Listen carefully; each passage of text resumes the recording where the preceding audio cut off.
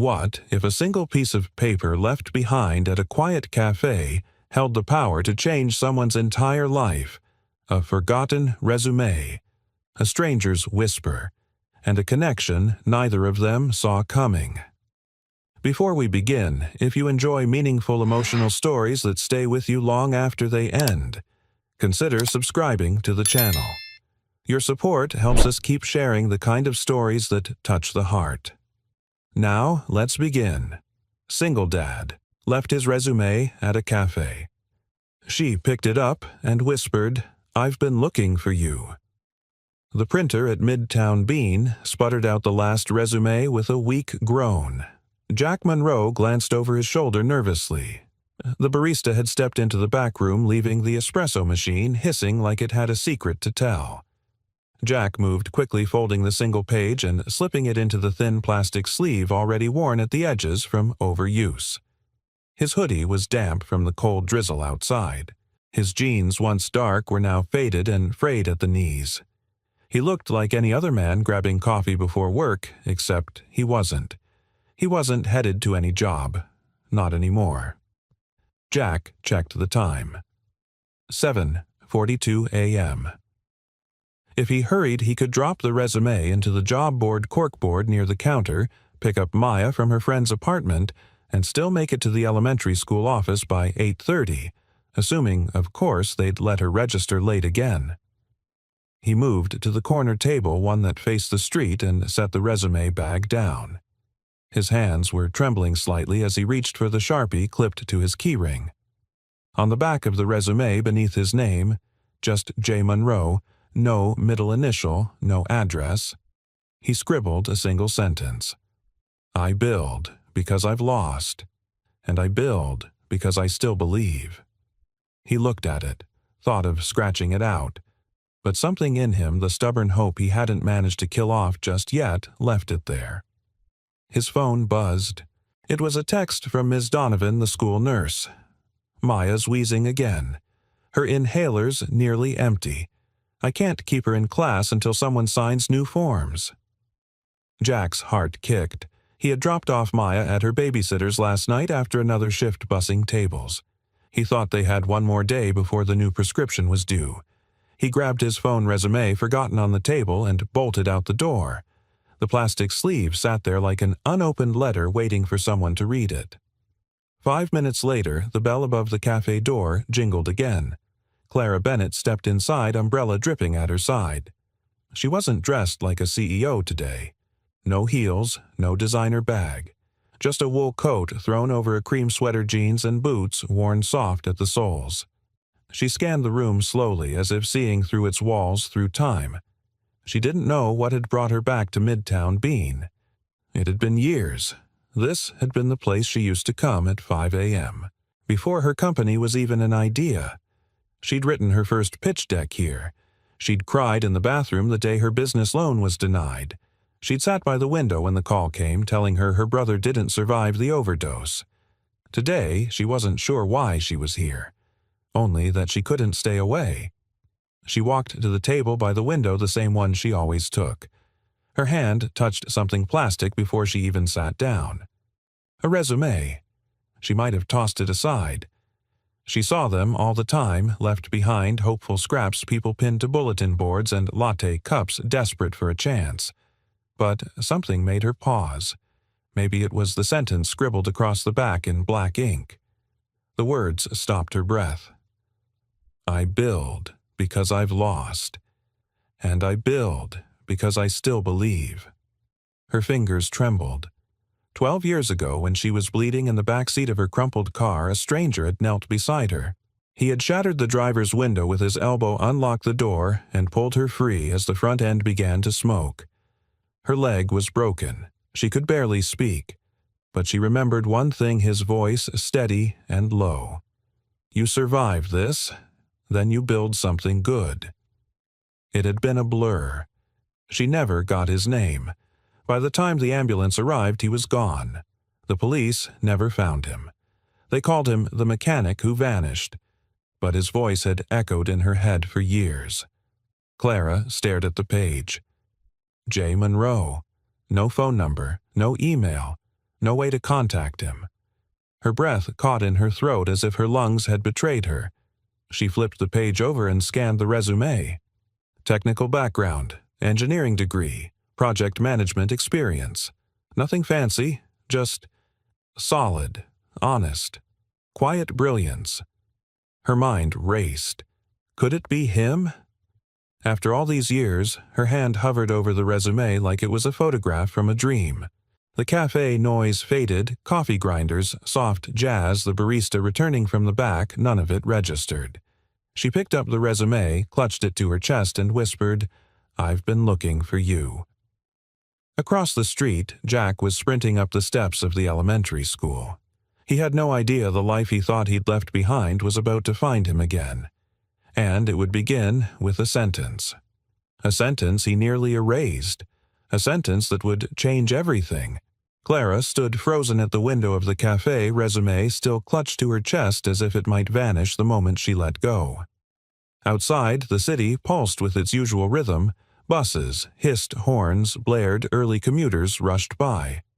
But inside her, something had shifted. She sat down slowly, her knees slightly unsteady. The wooden chair creaked under her as memories she had long buried began to stir. It had been 12 years, but she remembered every breath of that day. The airbag had exploded in her face. The front of her sedan crumpled like paper against the concrete divider. She could still recall the piercing whine of twisted metal, the sting of gasoline fumes in her nostrils, the distant shouts of someone running toward her. She couldn't move her leg. Her vision was blurring the pain white hot. Her phone had been flung into the back seat. Her hands were covered in blood. Then he came, a man in a dark hoodie, his face partly hidden, his eyes steady. He didn't panic. He didn't scream. He just crouched beside the shattered window and said, "Can you hear me?" She nodded barely. "I'm going to get you out," he said, voice calm as the world burned. He broke the glass with his elbow, ripped the seatbelt with a pocket knife, and pulled her free just before the smoke turned to flame. As he carried her away from the car, she whispered, "Why would you risk that?" And he answered, almost like it was nothing, "You survive this. Then you build something good." Back in the present, Clara blinked fast, chasing away the sting in her eyes. The paramedics had arrived seconds later. When she asked about the man, they said he was gone. A few witnesses said he'd disappeared into a side street, limping slightly. One person thought he had grease on his hands. That's all she ever knew. And yet she had built everything in her life, her company, her mission, her second chance on the scaffolding of that one sentence. Now, here it was, again. Not just the memory, the exact words, on the back of a forgotten resume. She turned it over once more. J. Monroe. No address, no number, nothing else. But there was something unmistakable in the handwriting. It wasn't the penmanship that struck her, it was the tone. Confident, but quiet, like someone who believed in the words but didn't expect anyone else to. Clara's fingers danced across her phone screen. She called Evelyn her personal assistant, someone who had been with her since the early days, someone who knew when not to ask questions. Clara said, trying to sound composed, "I need a favor. Quiet one." Always Evelyn replied instantly, "I'm going to send you a photo of a resume. I need you to find this man. Do not go through PR. No team. Just use the internal channels. Start with scholarship lists, maintenance logs, public assistance records, anything human." There was a pause. "Is he in trouble?" Evelyn asked carefully. Clara looked out the window. A father and daughter were walking by, the girl carrying a pink backpack almost as big as she was. The man held her hand like it was the most precious thing in the world. "No," Clara said. "He once saved my life. I think it's time I try to return the favor."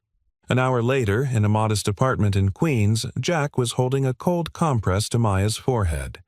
She was propped up on the couch, her little lungs wheezing softly despite the emergency inhaler. She looked up at him with bright, trusting eyes that had no idea how close he was to failing her. "Daddy," she asked, voice thin. "Yeah, baby. Are we still going to the school tomorrow?" Jack hesitated. He hadn't been able to submit the tuition form. Without a proof of income, without insurance for her medication, he wasn't sure if they'd take her back at all. But she didn't need that right now. Of course, he said gently, brushing her hair back. We'll go first thing. He stood up, walked into the kitchen, and opened the nearly empty fridge. He counted 4 eggs, half a stick of butter, and 1 slice of bread. He exhaled, resting his hand on the counter. He needed a miracle. What he didn't know was that across town someone had already begun looking for him. That afternoon, Clara's phone buzzed with a new email from Evelyn. Subject, potential match. Maya Monroe. Clara's brow furrowed. She opened the attachment. A school newsletter entry from a year ago. A second-grade science fair. A picture of a beaming little girl beside a small hand-built wind turbine. Caption, Maya Monroe. 2nd grade and her dad. Jack Monroe built this together using recycled parts. Clara's breath caught in her throat. She zoomed in on the image. Jack's face wasn't perfectly visible. He was kneeling beside Maya, his head tilted down, but it was enough. The shape of his jaw. The way he crouched protectively beside the child. Her pulse quickened. Jack Monroe. He had a daughter now, and he was still building good things. She leaned back in her chair, tears welling in her eyes for reasons she couldn't name. All these years she had tried to live up to his words, to build something worthy of the life he had saved. But now it seemed he was the one who needed a hand. Clara opened a clean notepad on her desk. She wrote 1 line at the top of the page. How do you repay a man who never asked for anything? Then she picked up the phone. Ev. I want you to find out where he works. Quietly, no noise, no gifts, no headlines. A pause. I just want to see him, Clara said softly. I just want to thank him. The rain had turned to sleet by the time Clara's driver pulled up to the curb outside the old industrial lot in East Harlem. She didn't wait for him to open the door. Clutching her umbrella, she stepped out into the chill and stared at the building in front of her, a garage that looked like it belonged to a different decade. Its brick walls stained with time, the painted sign above the bay door faded almost to white. Monroe, Auto and Electrical Est, 1987. She took a breath, trying to quiet the rush of emotion in her chest. There was something achingly humble about the place. No glass office, no polished metal letters, just grease gravel and grit, just like the man she remembered. Evelyn's report had come through just that morning. Jack Monroe, 34. Former mechanical engineer at ArcLight Systems, laid off during the economic downturn 3 years ago. No criminal record. Single father. Currently working part-time at his late father's garage doing small repairs and installations mostly for walk-in customers. Clara had read every line of the report 3 times and yet it all felt incomplete. Jack Monroe had saved her life, then vanished like a whisper. Now, even with a name, an address, and a photo from a school science fair, she felt like she was chasing a ghost. Still, she stepped forward. Inside the garage was warm with the smell of motor oil and old metal. The rhythmic hum of an impact wrench filled the space. Clara hesitated near the entrance, unsure whether to announce herself or simply observe. Then she saw him. Bent over the hood of a battered station wagon, sleeves, rolled up hands black with grease hair, tousled eyes narrowed in concentration. He looked older than she remembered, not just in years, but in weight, the kind of heaviness that doesn't show on the scale. He wiped his hands on a rag and leaned back, cracking his shoulder as he rotated it. There was no doubt. It was him. Jack Monroe. She swallowed the knot in her throat. Her mind raced with a dozen possible openings. Hello. You saved my life. Sounded both insufficient and absurd. And she didn't want to startle him. Or worse, seem like a stranger imposing on a man who had clearly been through enough. So she did nothing. She stood quietly watching as he handed the keys back to an elderly customer, accepting a folded check with a quiet, "Thank you, sir," and a smile that barely reached his eyes. The kind of smile worn thin from trying to reassure others while barely holding it together yourself.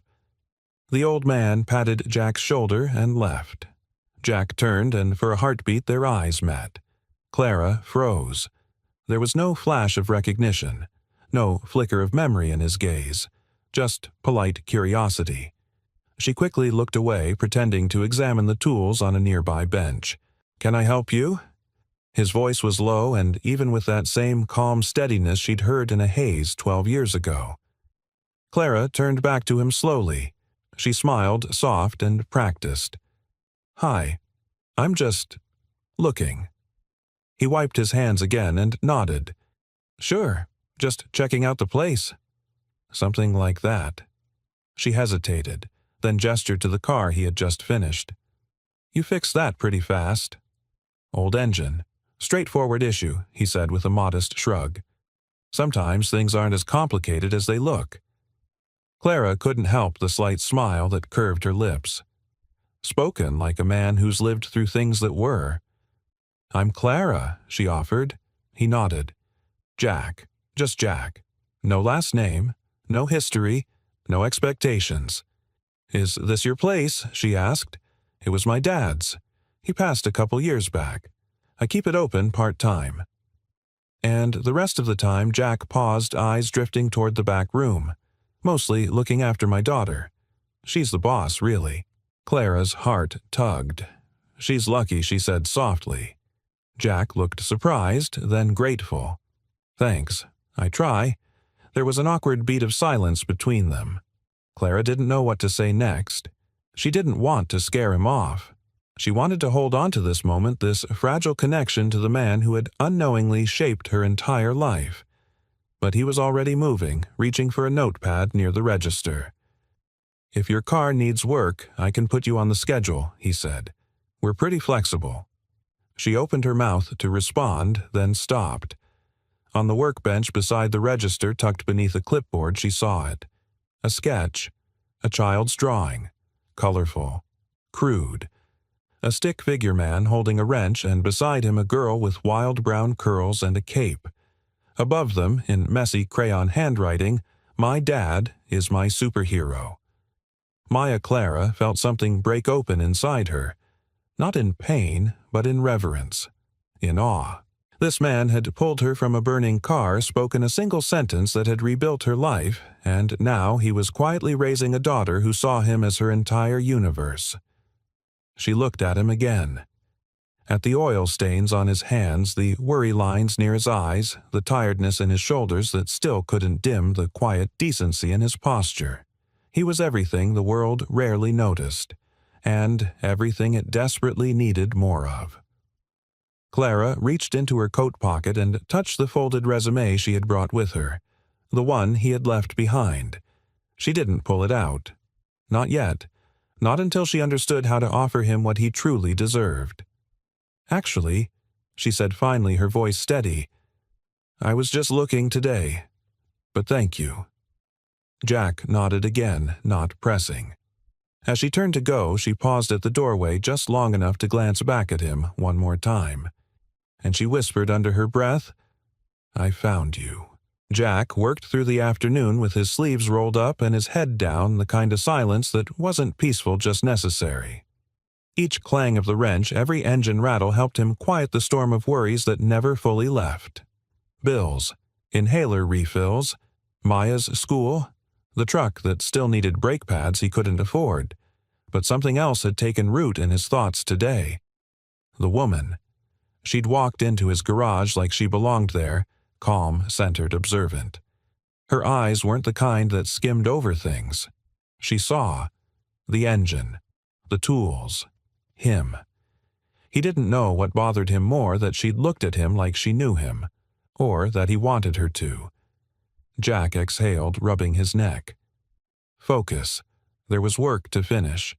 Maya was staying the night at her friend's house, and he had exactly 5 hours to make good use of the quiet. But Clara hadn't left either. She had driven only a block before pulling over. Now she sat in her car across the street, watching the garage through the rain-slicked windshield, her hands gripping the resume she still hadn't returned. She had rehearsed so many versions of what she might say if she saw him again. "Thank you. You saved me. You changed my life." But none of them felt right now. Not after watching the way he moved, the way he worked. She didn't want to crash into his world. She wanted to understand it first. A knock on her window startled her. She turned sharply. An older woman with wispy gray hair holding a leash connected to a lazy golden retriever smiled through the glass.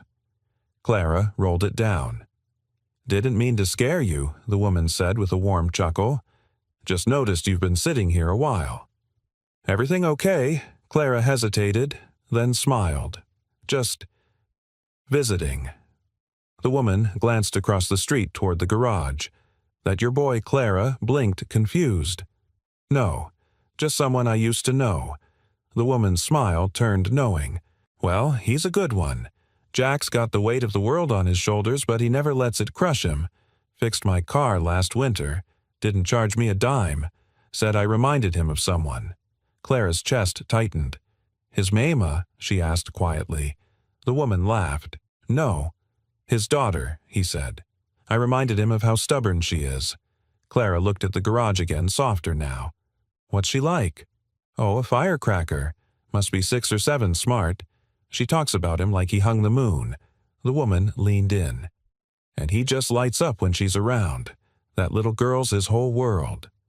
Clara swallowed past the lump rising in her throat.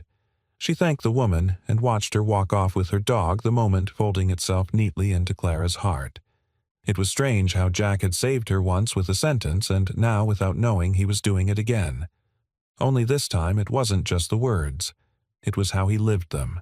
Back inside the garage, Jack was wiping down the counter when he noticed something under the cash register that hadn't been there before. A folded note, his name scribbled in elegant handwriting across the front jack. He opened it. 12 years ago, you pulled a stranger out of a burning car. You didn't wait for thanks. You didn't leave a name. But you left a sentence that changed my life. Build something good. I did, and now I want to help you build yours. Clara.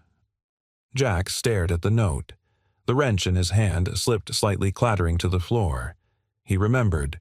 The accident. The broken glass. Her face pale with shock. He hadn't thought about it in years, hadn't told anyone. Not even Maya. He folded the note back up, hands shaking. The next morning, the sky over the city was steel gray, but the clouds hadn't broken yet. Jack was walking Maya to school, her tiny hand tucked into his, her backpack bouncing against her side with every step. "I want to make a rocket for science fair this year," she announced between breaths. "But a real one. With fire." Jack grinned. "Let's maybe talk about safety first." She giggled, looking up at him. "You can help me right always," he said without thinking, and meant it. At the school gates, Maya turned and surprised him by hugging him extra tight. "You're the best builder ever, Daddy." He kissed the top of her head, swallowing the rush of emotion. "Go build something amazing, kiddo." She ran inside, hair bouncing, and for a moment Jack just stood there, watching, hoping the wind wouldn't blow it all away. Behind him, a voice cut through the air. "You really are the best builder, Jack." He turned. Clara stood at the corner of the schoolyard holding 2 coffees and an unreadable look in her eyes. Jack froze. He wasn't sure what he expected: awkwardness, distance, pity. But her gaze didn't hold any of that. Just recognition. And maybe a hint of admiration. You remembered he said unsure whether it was a question or a confession. Clara nodded. "I never forgot." They stood in silence for a beat that felt like a bridge built from 1,000 unspoken things. And then she stepped forward, handing him the coffee. "It's black." "I took a guess." He accepted it with a quiet thank you. They sat on the bench near the fence, the school bell echoing in the distance. "I'm not looking for anything," she said finally. "Not a story, not a savior. I just wanted you to know that your words meant something. That you meant something." Jack looked down at the lid of his cup. "I've never told anyone about that night. Not even Maya." Clara nodded. "Then let me hold it with you, just for a little while." And somehow that was more generous than anything he'd ever been offered. Jack didn't sleep much that night. He lay awake on his worn-out couch, the ceiling fan spinning slowly above him, the soft whir doing nothing to settle the thoughts flooding his mind. Clara Bennett had walked into his world again holding a memory he'd buried so deep he wasn't sure it had ever really happened. 12 years. He hadn't saved her that night expecting anything. He didn't even remember her name. He remembered the smell of smoke, the cracked windshield, the blood on her collarbone, and the way her hand gripped his sleeve like a lifeline. He remembered the ambulance sirens just as he slipped into the crowd, afraid of being pulled into something he didn't understand. His own life had already been crumbling at the edges. Now, here she was, wealthy, composed, holding coffee and words he didn't know how to process. And in the middle of all of it, a note, a memory, a quiet offer that hadn't asked anything in return. Still something about it unsettled him. Jack got up before sunrise and packed Maya's lunch. She was still curled beneath the blanket in the bedroom they shared. The space was small, the air cold near the windows, but he'd done everything he could to make it feel like home. String lights, a bookshelf made from reclaimed wood, stars painted across the ceiling. He glanced over at the table where he kept his tools and spare invoices and saw it there. The resume, folded, returned. Only it wasn't how he'd left it. He picked it up. On the front below his typed name and experience was a handwritten message in the same looping penmanship as the note from yesterday. You said you build because you've lost, but I think you build because you love, and that matters more. Jack stared at it for a long time, not because the words flattered him, but because for once they felt like someone had truly seen him. Later that day, he returned to the garage, resume in hand. The morning passed in a blur of small tasks, replacing a battery for a delivery driver on a deadline, patching a leaky radiator for a woman who paid in crumpled bills and apologetic smiles. It wasn't glamorous work, but it was honest.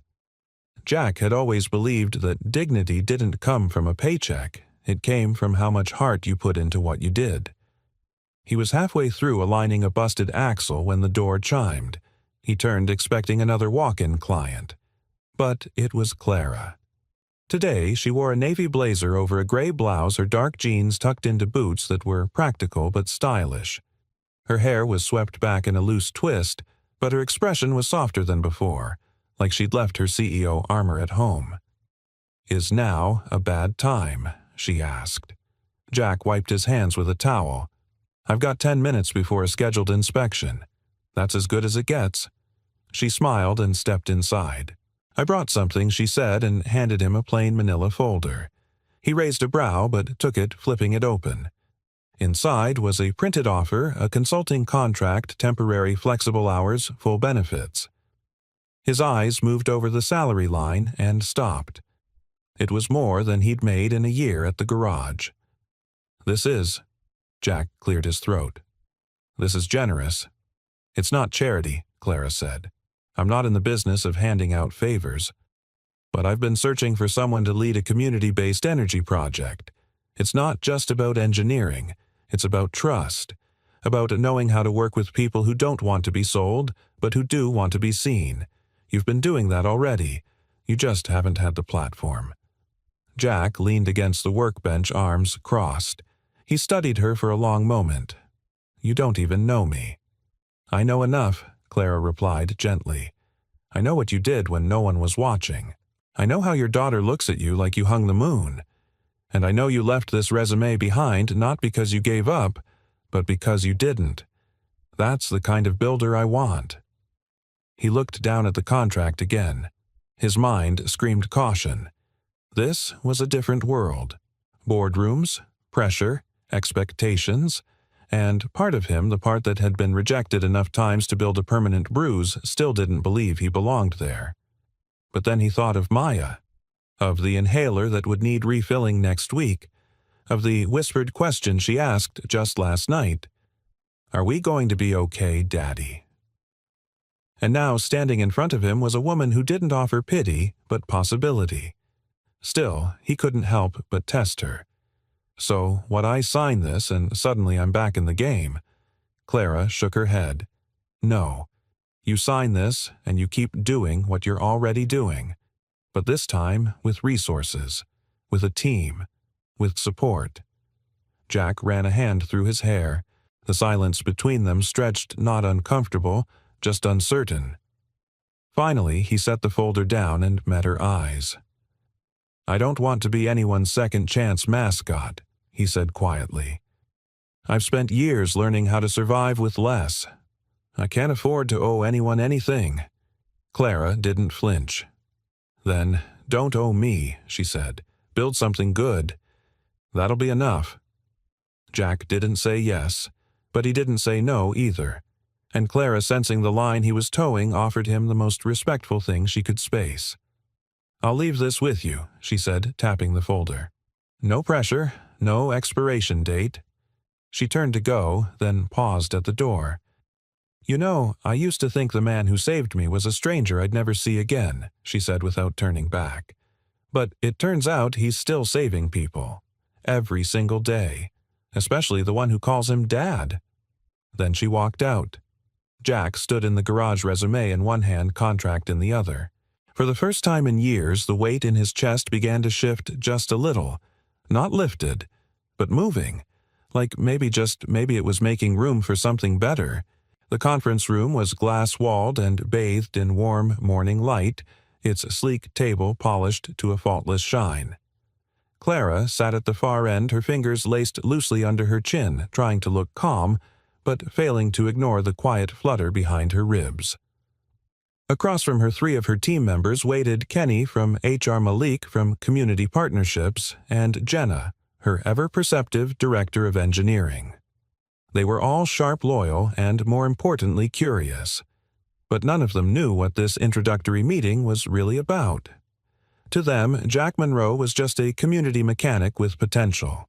A courtesy meeting Clara had requested, no doubt part of one of her city outreach initiatives. No big deal, just another pitch. But to her, this wasn't a pitch. It was a test. Not for Jack, but for the world around him. Would they see what she saw?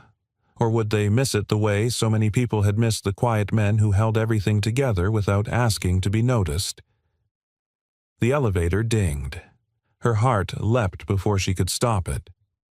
Jack stepped out alone, wearing his only collared shirt, a soft blue one that had clearly been pressed carefully by hand. His boots were clean, but still scuffed, his jeans too faded to be new, but far too honest to replace. His hair was combed back, and in his hand was a leather folder visibly worn at the corners.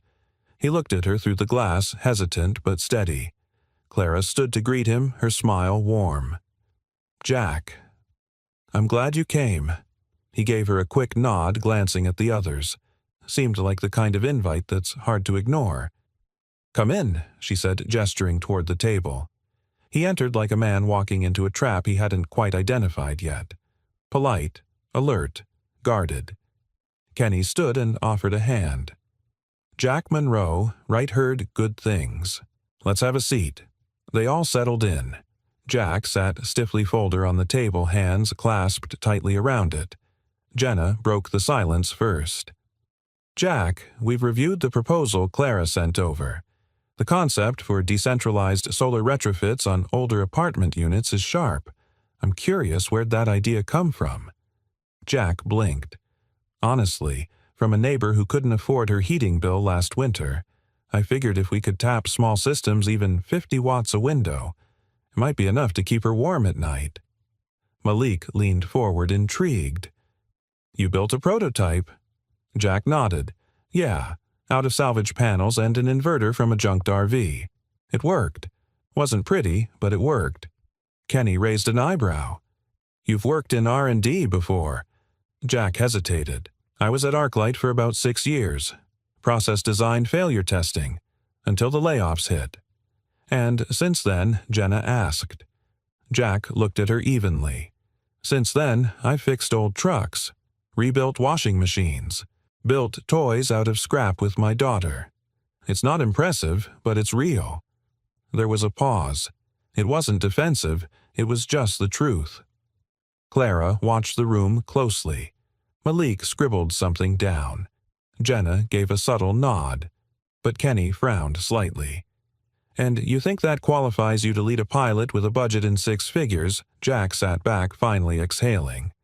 "I didn't ask to lead anything. I came because Clara said she believed in something I'd done. But if this is just a test I meant to pass, I think we can save each other time." He stood calmly but with finality. Clara's breath caught. "Jack." He turned to her, not angry, not cold, just honest. "I don't know what I walked into here, but I've already done the whole prove your worth routine. I've done it in courtrooms and school offices and back alley interviews where I pretended the holes in my boots were fashion." His voice was quiet but carried an unmistakable weight. "I'm not ashamed of where I am, but I won't beg to matter in rooms that can't see beyond a resume." The room fell silent. Even Kenny looked down. Clara stood slowly, her voice measured. "That's not what this was." Jack gave her a look that said he wasn't so sure. Clara walked around the table, standing in front of him. "You're right," she said. "This room doesn't decide your worth. I asked you here because we hoped that you'd let us partner with you." "Not lead. Partner." She glanced at her team. "Because the future we're building doesn't need another polished pitchman. It needs someone who's lived the problem and kept showing up anyway." Jack's shoulders loosened slightly. Jenna stood too. "I'd follow a guy who can rebuild dignity out of busted solar panels. And if he doesn't want to lead, that's fine. But I want him in the room." Malik grinned. "Same here." Kenny cleared his throat. "Well, I suppose I've been appropriately outvoted." Jack looked at them all, something unreadable flickering in his eyes. For the first time in a long while, he wasn't bracing for judgment. He was being invited to build. He looked at Clara. "I need to be home by 3, he said. "My daughter has an art project. I promised I'd help." Clara smiled. "Then we'll work around that." Jack gave a half-smile, the first real one Clara had seen. He sat back down, and this time it wasn't as a guest. The kitchen clock ticked quietly above the sink, marking 9:17 p.m. Jack stood barefoot in the narrow hallway of his apartment, a dish towel still slung over his shoulder, staring at the closed door to Maya's room. She had fallen asleep 30 minutes earlier, mid-sentence, her tiny body curled up beneath the hand-painted stars on the ceiling. Her inhaler sat beside her pillow. She had used it once tonight, then insisted she was just fine and that he needed to go do something big for once. He'd laughed, softly, but the words had lingered long after her breathing evened out. He turned away, now walked into the kitchen and opened the manila folder that had been sitting unopened since he got home.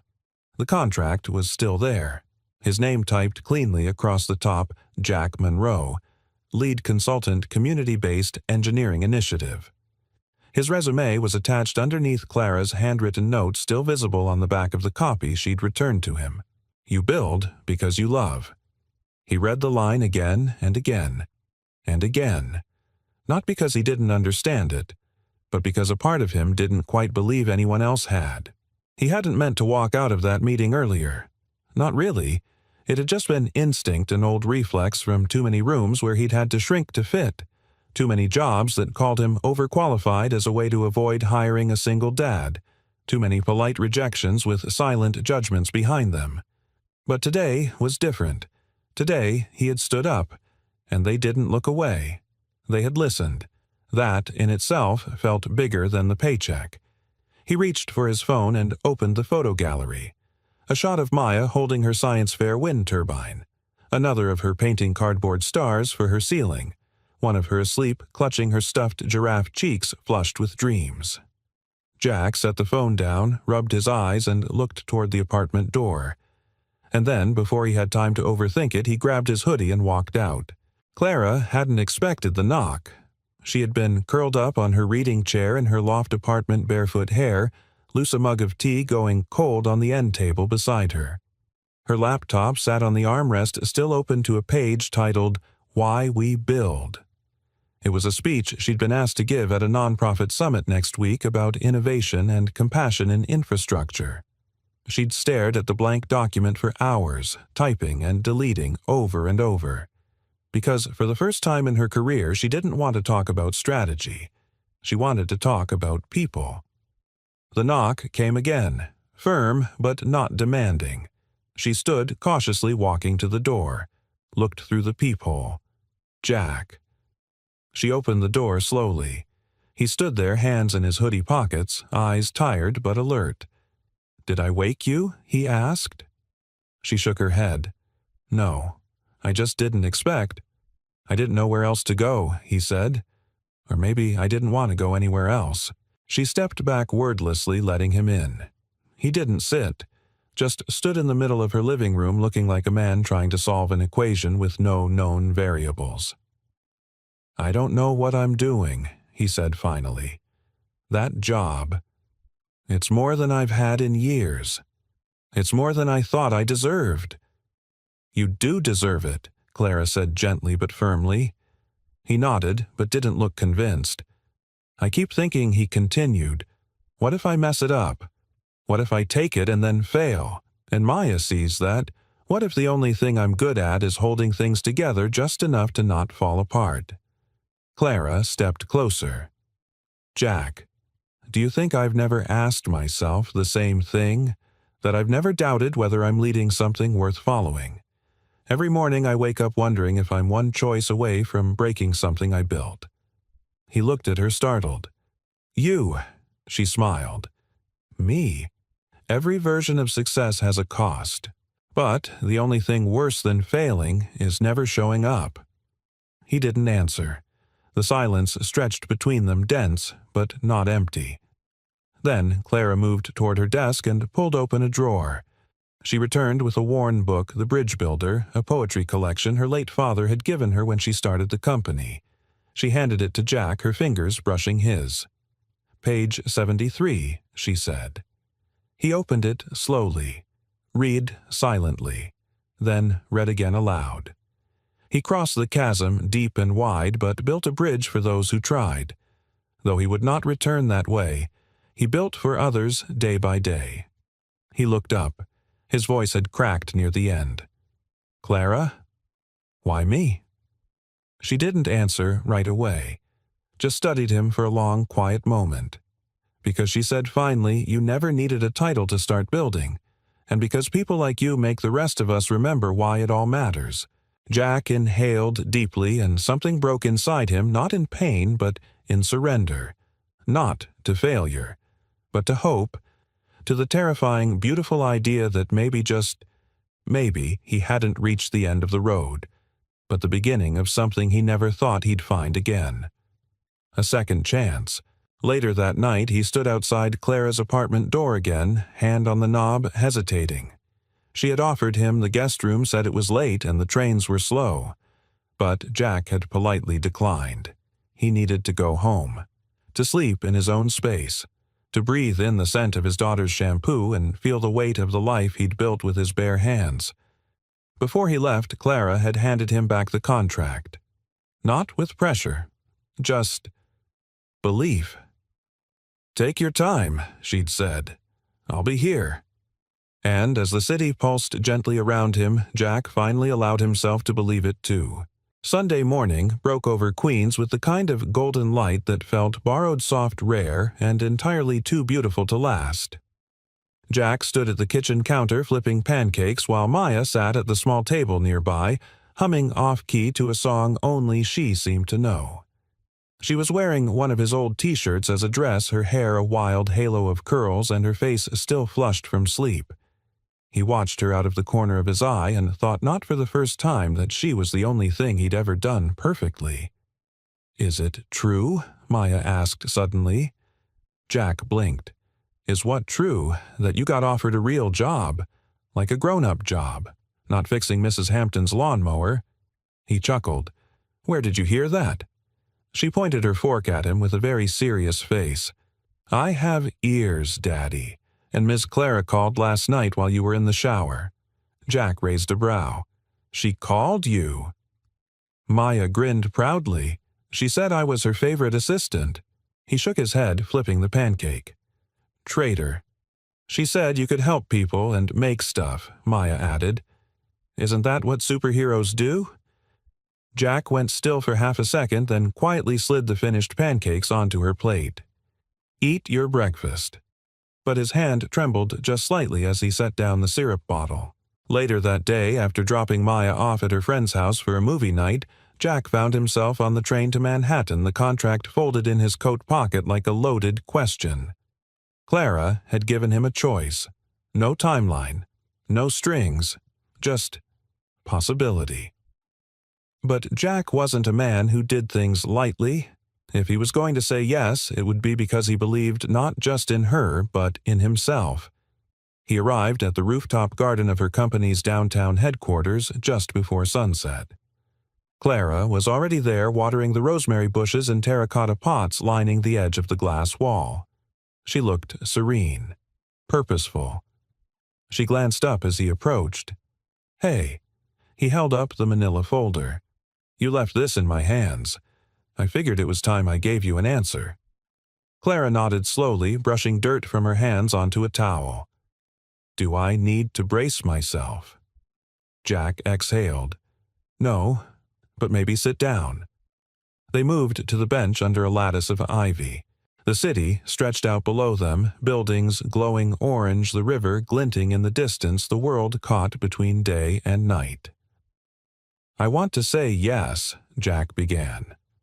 But only if we're clear on what I'm actually saying yes to. Clara leaned in listening. I'm not coming in to polish reports or spin numbers to sound nice. I'm not dressing things up for investors who've never set foot in a broken elevator. If I do this, I want to build things that matter to people who've never had a seat at the table. Clara didn't interrupt. Her gaze held his unblinking.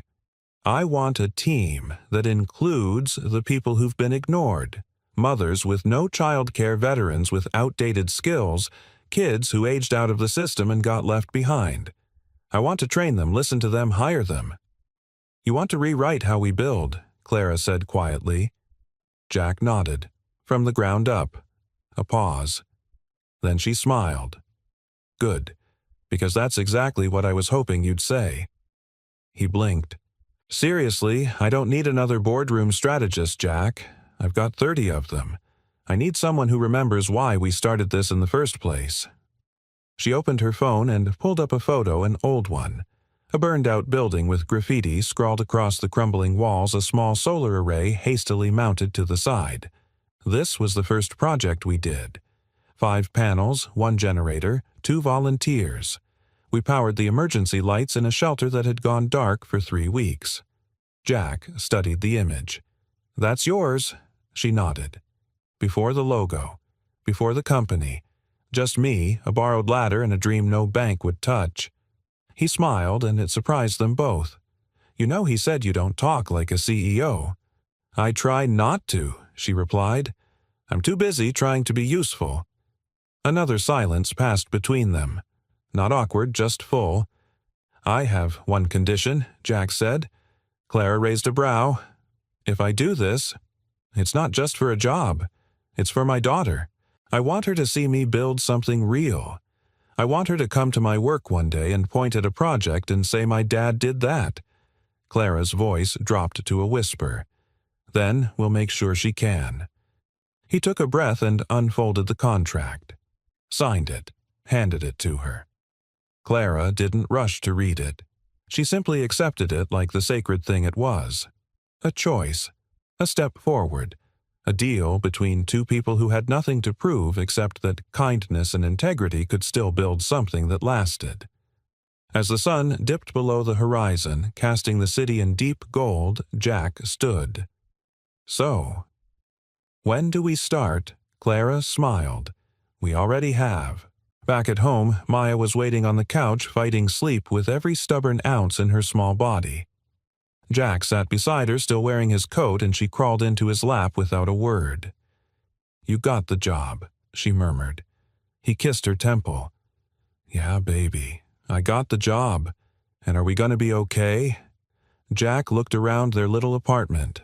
Still small, still a little drafty. But somehow in that moment it felt full. He held her tighter. "We're gonna be more than okay," he said. "We're gonna build something beautiful." The sun was barely up when Jack arrived at the new project site, an aging apartment complex in the South Bronx that Clara's company had recently partnered with the city to restore. The place had seen better days: chipped paint, rusted mailboxes, a flickering hallway light that buzzed like it had been trying to die for years. But Jack didn't flinch. He didn't see the building's decay. He saw its bones. He saw potential. Clara met him at the gate holding 2 travel mugs and already dressed for work. She handed him one without a word. Jack took it with a quiet nod, the warmth spreading through his fingers. For a moment they just stood side by side watching the city wake up. "You ready?" she asked. "I've been ready," Jack said. "I just didn't know someone would actually open the door." Clara smiled. "Well, you kicked mine open 12 years ago, so I owed you." He looked over at her, his voice soft. "You don't owe me anything." She met his gaze. "That's why it works." Inside, a small team was already gathering, half from Clara's company, half from the community. Jack recognized the look in the eyes of the locals, cautious optimism mixed with hard-earned skepticism. He knew that expression intimately. It was the look of people who had learned not to expect too much because disappointment always came cheap. Jack introduced himself without titles. No consultant, no project lead. Just, "Hi, I'm Jack. I'm here to help build something real with you." That was it. And somehow it worked. By noon, the energy around the site had shifted. Tools clanged. Ladders scraped against brick. The first solar mounts were measured and prepped. Clara watched from the background as Jack moved between groups, translating technical instructions into plain language, listening twice as much as he spoke. He noticed things no one else did. A resident named Luis, barely 20, had stayed quiet through the morning. Jack invited him to help stabilize the panel mount. "You've got good balance," he said casually, pointing at the way Luis adjusted scaffolding with his foot. "Used to skateboard." Luis blinked. "How'd you know?" "Because that's the same stance I had when I broke my wrist at 14. Luis cracked a grin. And, just like that, the wall came down. By the end of the day, Luis was leading the drill work, surrounded by neighbors watching in awe. Later that week, Jenna, the director of engineering, paid a visit to the site. Clara had asked her to stop by not for a formal review, but because she wanted Jenna to see what couldn't be measured in progress reports. Jack didn't notice her right away. He was helping an elderly woman with her window seal, explaining how the insulation upgrade would reduce her winter heating bill. Jenna watched him work, her expression slowly changing from clinical to something resembling wonder. When he finally noticed her, Jack stood and offered a friendly nod. "Didn't expect a suit today." Jenna chuckled. "Didn't expect to be impressed so fast." He shrugged, brushing dust off his hands. "People will do incredible things if you stop talking at them and start building with them." She smiled, arms crossed. "Clara told me you were good. She didn't say you'd rewrite the whole playbook." Jack looked down at his work. "I'm not trying to change the system. Just trying to make sure people who look like me don't get left behind." Jenna paused. "You ever think about taking this citywide?" Jack blinked. "Excuse me, you're training people. You're stabilizing infrastructure. You're building more than solar units, Jack. You're building trust." He was quiet for a moment, then said, "I'm just trying to make sure my daughter grows up in a world where her dad did something that mattered." Jenna tilted her head. "I think she already is." That night, Jack picked Maya up from her art club, her backpack bouncing against her legs as she skipped beside him. "Guess what?" she said, eyes bright. "What I told Ms. Harper I was going to build a floating garden one day, like on a roof, with tomatoes and bees and everything." Jack smiled. "That's a pretty good plan." She said, "That sounds like something my dad would do." He paused, heart catching slightly. "What did you say?" Maya looked up at him with absolute certainty. "I said he already does." At home, Jack flipped through a binder Clara had given him earlier that week. It contained letters, handwritten, typed, scribbled on napkins from residents they'd helped across the city. Some were simple. Thank you for helping us breathe better. Others were raw. We'd given up on anyone caring. You changed that.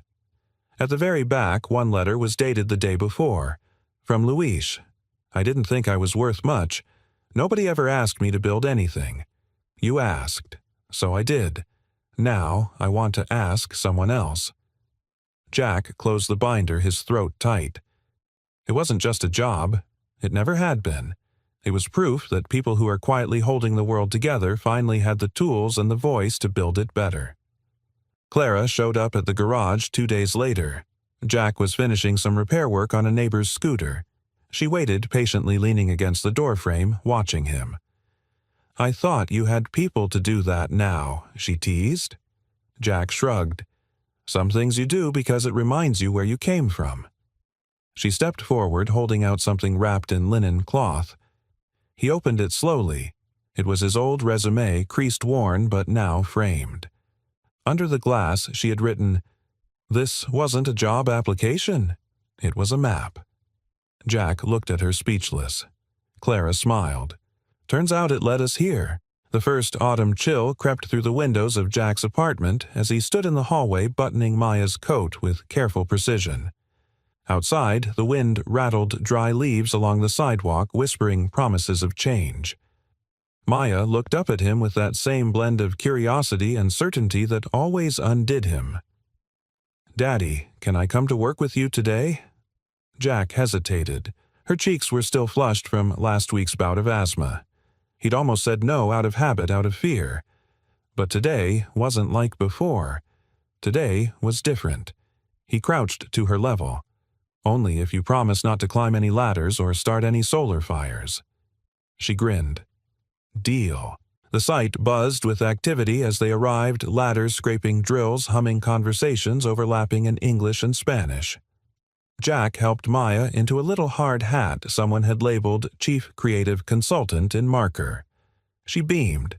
Clara was already there, walking the perimeter with a tablet in hand and a scarf tied loosely around her neck. She glanced up as Maya ran toward her and knelt to greet her with a warm hug. "I've been waiting for my consultant," Clara said, rising with a wink at Jack. "She demanded cookies in her rider," he muttered.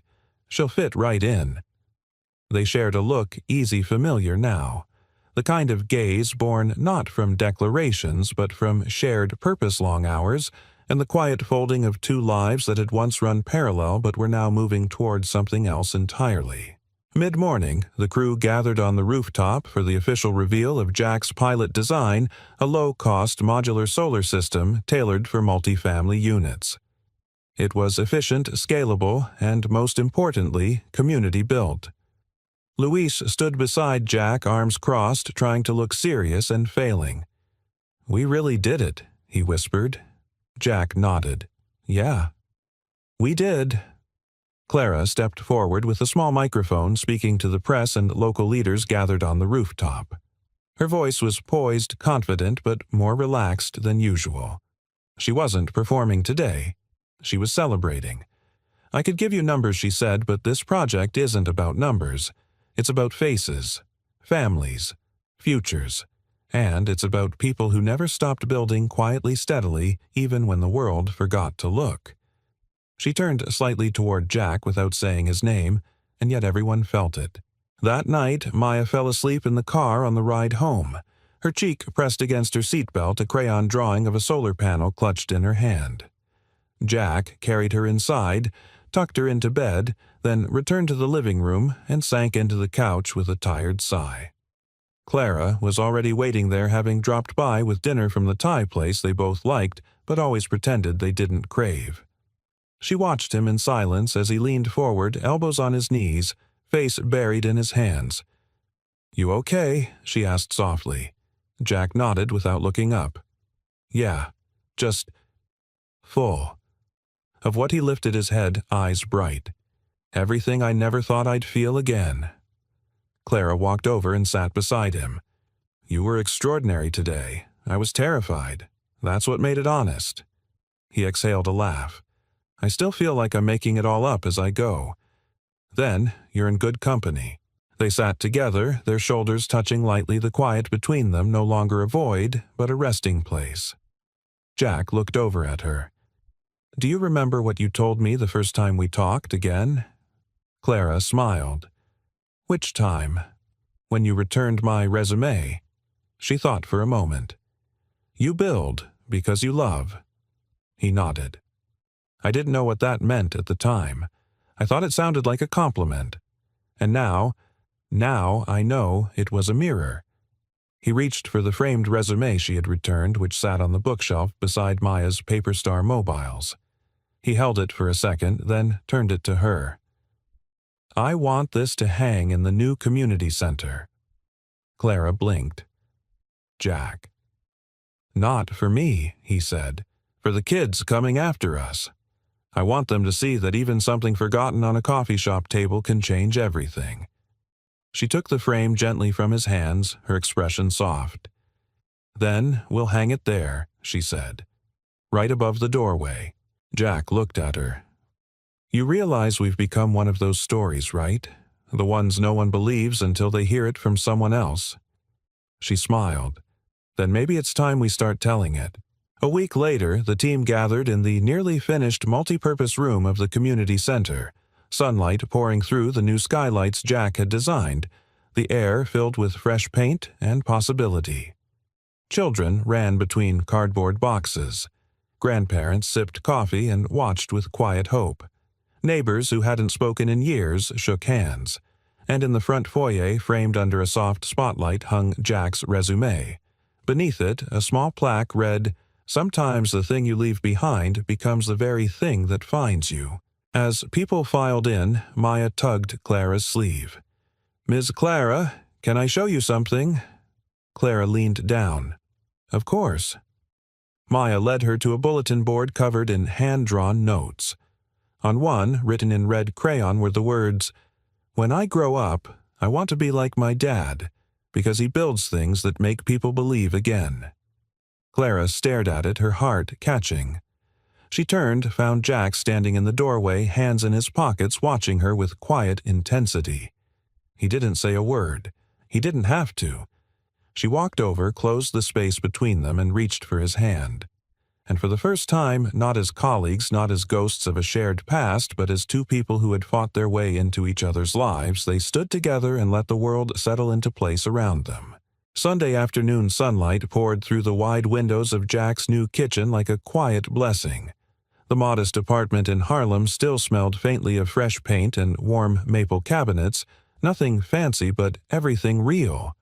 There was space now, light, air, a proper table where 3 people could sit without bumping elbows, and on that table a wooden sign Maya had painted herself sat in a stand made from recycled copper wire, "We build together." Jack stood at the stove, wearing a flour-dusted apron, flipping grilled cheese sandwiches with the kind of care most people reserved for fine art. His hand moved with practiced ease, but his thoughts drifted. It had been 6 months since he signed the contract. 6 months since his life had stopped surviving and started living. The community project had expanded faster than anyone predicted. News outlets picked it up. Other neighborhoods wrote in requesting guidance. He'd given talks nervously then, confidently about how renewable energy wasn't just an environmental issue but a human one. His team had grown to include single moms, retired electricians, first-generation college students, and even Luis, who was now leading apprenticeships in East Brooklyn. And through it all, Clara had been there not as a distant CEO but as a partner. Present, grounded, vulnerable in ways Jack hadn't imagined when he first saw her again at the cafe. Sometimes they met at the office, sometimes on rooftops, but more and more often, they met here. Maya peeked around the corner from her room, holding something behind her back. "You can't come in yet," she declared. Jack raised an eyebrow. "You said that 5 minutes ago." "It's a surprise." He held up both hands. "I'll stay out." Clara laughed from her place at the kitchen island, peeling an orange with the ease of someone who had done it 1,000 times, but never like this, never here. "She's been rehearsing for a week," she said under her breath. "She gets that from your side," Jack teased. Clara smiled, warmth rising in her chest. It had been slow the way their lives had folded into each other, no declarations, No rushed confessions. Just long conversations, quiet dinners the way Jack reached instinctively for her hand when no one was looking. It had all come without fireworks and yet somehow felt like the most extraordinary thing she'd ever known. The timer beeped. Jack plated the sandwiches and soup, his Sunday special as Maya called it, and placed everything on the table. A minute later, Maya burst into the room with her hands behind her back, beaming with an energy too big for her small frame. "I made something," she announced. Clara leaned forward. "What is it?" Maya stepped between them and revealed a sketch drawn with marker and watercolor. 3 people sat side by side at a table. One tall man with big hands, one woman with curly hair tied in a scarf, and a little girl with star-shaped clips in her pigtails. Above them, in red crayon letters, it read, "My family, Jack's breath caught." Clara blinked fast, but the tears still won. "You like it?" Maya asked. Jack swallowed, voice low. "I love it." Clara knelt down, placing a hand on Maya's cheek. "You're the best artist I know." Maya beamed and hugged them both tight, fierce, as if she knew what she had drawn was already real and had been for some time. They sat down together just as the wind outside turned leaves into a dance. And they ate, talked, laughed. No spotlights, no speeches. Just a man who once left his resume on a cafe table, a woman who never forgot a voice that pulled her from the wreckage, and a little girl who drew a picture of a family before anyone had even said the word out loud. Later that evening, Jack stood by the window with a mug of tea, Maya already asleep down the hall. Clara joined him, wrapping her arms around his waist and resting her head on his shoulder. "She's happy," he said quietly. Clara nodded. "So are you." Jack didn't respond right away. He looked out at the lights of the city, the ones he used to chase then avoid, and now finally understood. Not because they were bright, but because they were constant. "I used to think I'd missed my shot," he murmured, "that my best work was behind me. That kindness was something you gave until you couldn't afford to anymore." Clara's arms tightened around him. But now he continued. "I see that sometimes the best things we build don't come from plans or blueprints. They come from the pieces we thought we'd lost." She turned his face gently toward hers. "You didn't lose them, Jack. You just needed someone to help you see where they belonged." He kissed her then, not urgently, not as a beginning, but as a promise already made. Weeks later, at the grand opening of the second community hub, Maya was invited to cut the ribbon. She wore her best dress and sparkly sneakers and gave a speech that made local reporters tear up.